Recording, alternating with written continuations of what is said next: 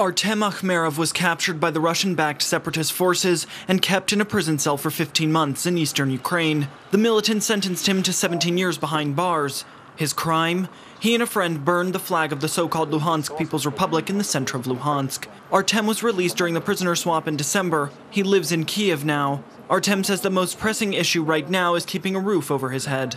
It would be nice if there was some aid with housing, something like dormitories for everyone whose homes are in the occupied territory. Vladislav was released at the same time as Artem. He was sentenced for the same crime. Since being released, the young man says he's worried about where to live and currently seeking medical and psychological assistance.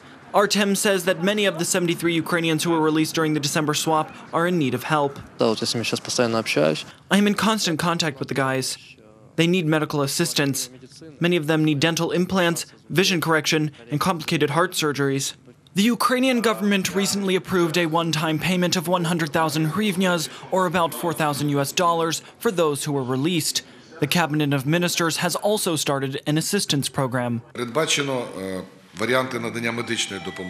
We will provide medical and psychological aid, rehabilitation, and temporary housing for the displaced persons. The president met them and asked us to consider the issue of support. Let us provide support for those who need it. It is very important. Human rights groups say that this is the first of many steps the government needs to take in an effort to help integrate into society those who are held by the militant forces. Meanwhile, officials say, the state needs to define those who are held captive as either political prisoners or prisoners of war. It is necessary to legally define the status of civilians who are held captive as political prisoners or prisoners of war. Giving them a status could help them receive certain social benefits. Most of the people released from captivity have nowhere to live and they need medical aid. These issues must be solved in the framework of the state's social policy.